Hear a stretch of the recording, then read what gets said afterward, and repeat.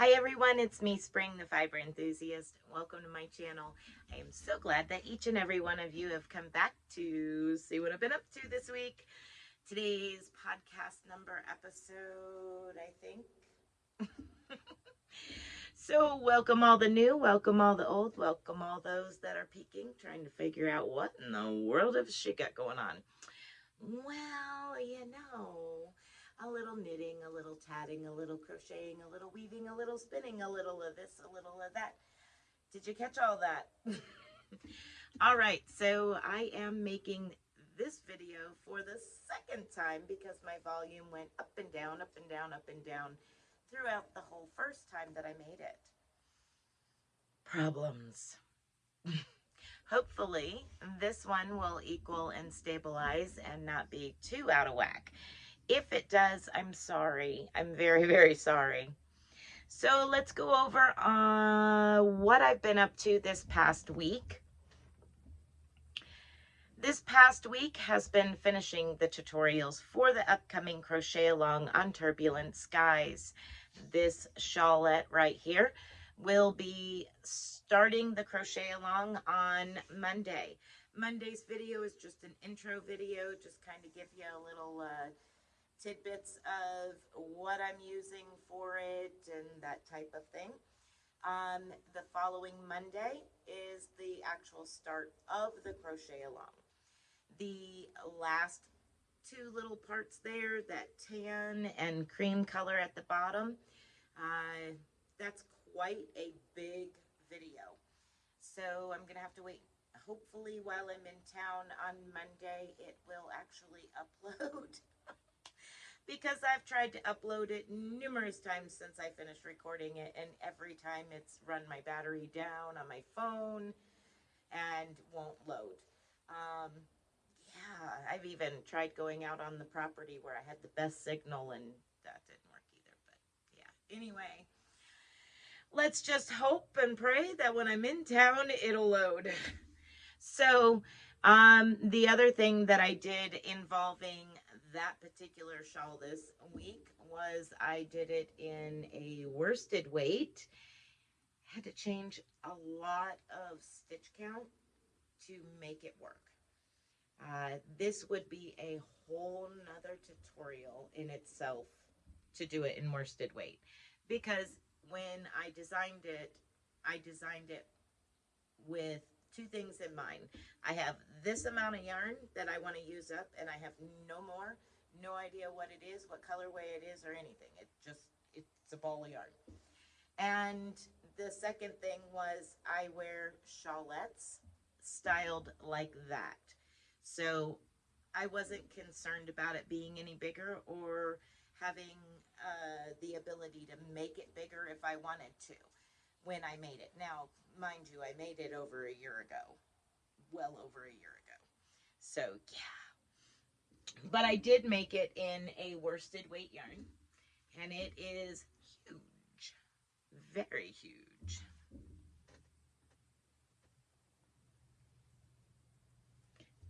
And I used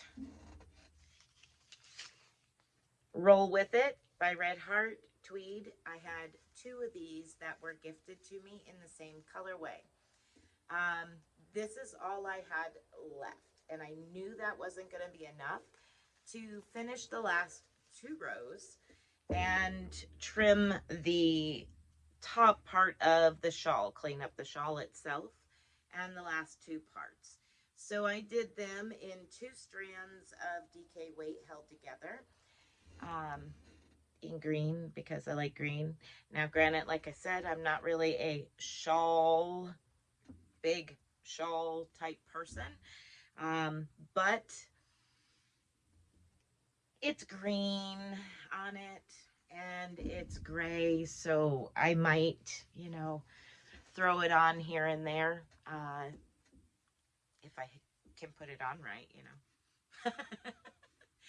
I may put it on here and there if I'm cool. We'll see what happens. I may gift it out. We'll see. Not sure yet. This one I talked about last week that I completed a replica of the first one. This was the original. And then, as I said, that's the tutorial. So I finished that up today. Actually, I finished it up like last night. But at any rate, so yeah, I did have to add some other yarn. This was not going to be enough to complete the entire shawl. Next on my list is, this is the yarn that I used for that particular shawl. And I ended up using, excuse my squeaky chair, as you can see here, I did use some of two. I used some of this one and some of this one from this pack, and because I used all of the previous ones. But that's what I have left from 2 packs and that shawl.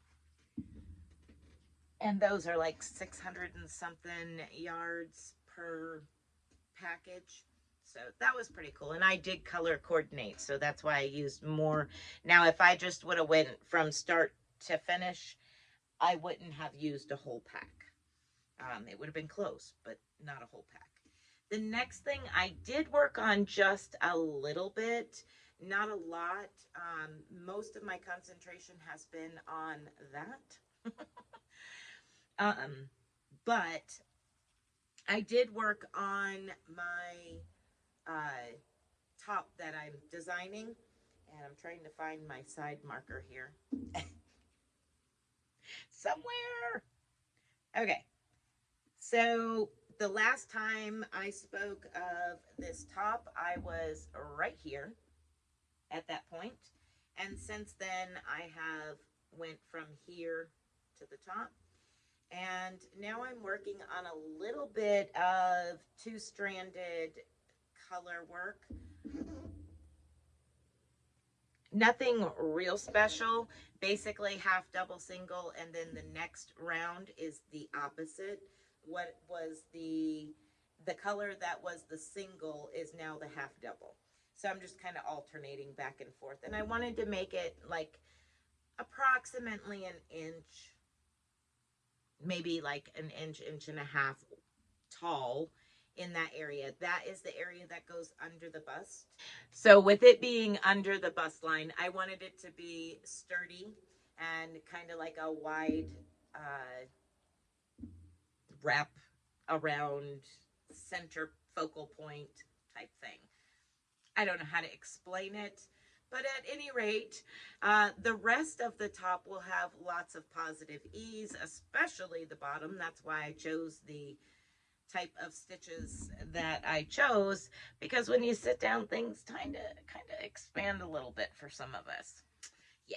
So the bottom and the top should be forgiving, let's put it that way. But I wanted something, I drew it in a little bit, and I wanted something to separate the top from the bottom, because the top is going to go into the gray.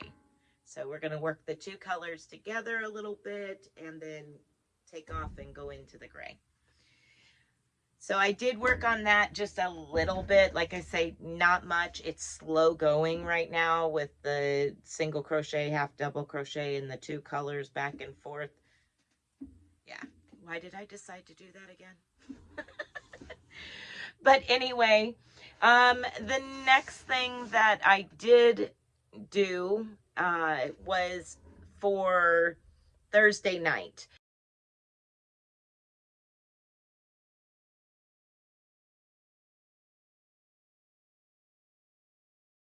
One, the darker one, I spun straight from the strand of yarn. The lighter colored one, I actually pulled apart, and that's why you see more white than you see the other colors, because the other colors was very, very little compared to the amount of white in that yarn.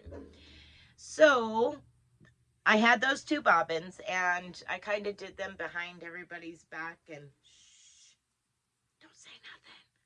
They already know. I told them myself Thursday night. Yeah, I admitted that I was spinning yarn behind everybody's back. But yeah, Thursday night I plied those two bobbins together, and this is what we ended up with. So you can kind of see some of the color that came out. Now that is the part that you see that is more color than just black and white, is where the color from that lighter colored yarn was spun, where I had taken it apart. I'm thinking the next time, I mean, as pretty as this is, as much as I like it, I think the next time I'm just going to try spinning straight from the yarn itself and see what it looks like at that point. Because I only have one of those, and I have like 3 of the dark one. So I kind of want to see what I end up with both ways before I decide what I want to do with it. So this is a start. To see what happens next. I may just spin the black one and ply it together straight from the ball of yarn and use it for maybe another one of them or another project. We'll see. All of that stuff's always running around in my head, you know. You know how that goes.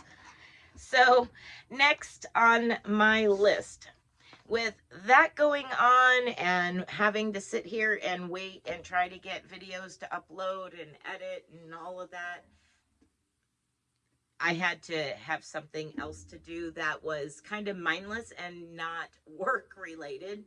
Yes, it's fiber related. Yes, it's a project, but it wasn't something that I was on a time limit that I have given myself to do. It wasn't being recorded. It's just kick back and enjoy.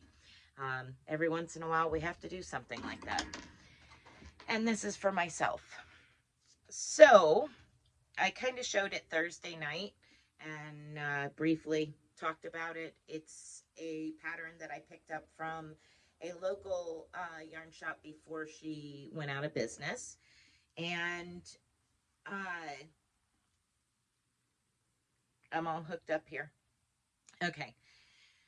You're not going to be able to see much other than the colorway that I'm using and the amount that I have accomplished this week. I can show you the best I can, but then I'll show you in the pictures from the pattern and tell you what the name of the pattern is. So that is the yarn color that I'm using. And you can kind of see, let's see if I can get this. You can kind of see all the lace work in there. Okay, so you can kind of get the idea as to what the lace work looks like. It's the only way I could show you. So these actually come to points and you bind off a little bit and you start again. And there's several points to it. And it's called the step up poncho for a reason. Because of these steps that you create while you're knitting. And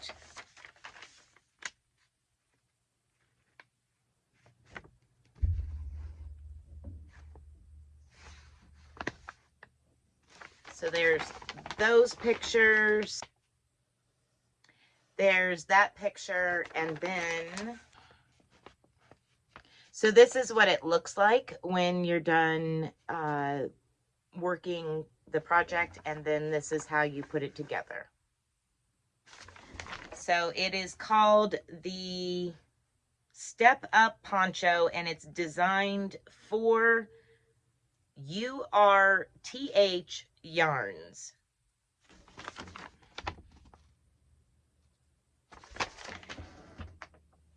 I will put this information down in the description box just in case you're interested in it. So that has been my mindless knit that I've been working on this week, waiting on videos to upload, watching a little bit of late night YouTube,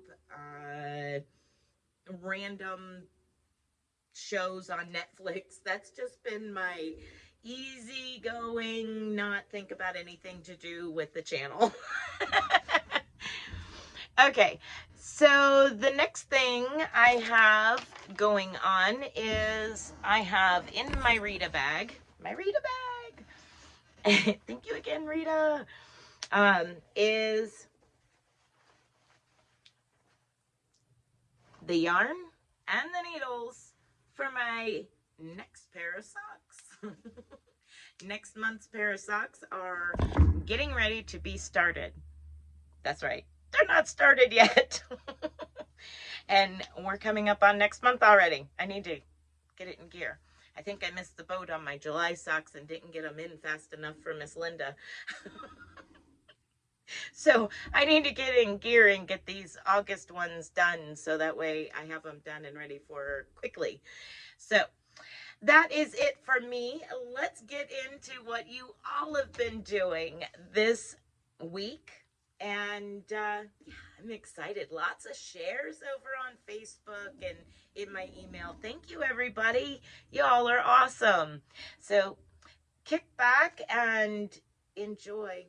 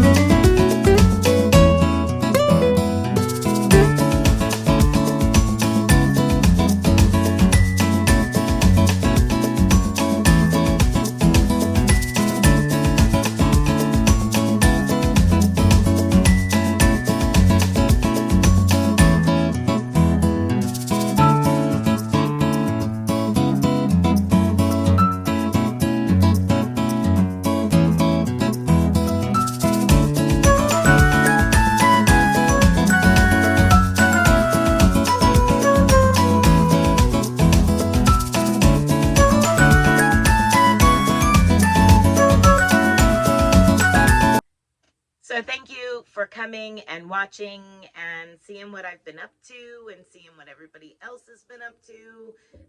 Lots of beautiful makes and really fun stuff there. That's cool. And to know that that one was made by a 16-year-old, awesome. And she knits and crochets.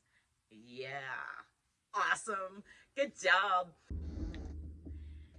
Okay. So she was waiting on her drop spindle, and she went and picked up some roving yarn from Hobby Lobby, some Showstopper, and she was so excited she could not wait for her drop spindle to get there. So she rummaged around and found a hammer, not like a huge framing hammer, but more like a small crafting hammer, which was decently balanced. And she got started learning to spin fiber and ply it. Is that not awesome or what? Oh my gosh. Good thinking. Good way to use your noggin. And I am so thankful that you shared that with me.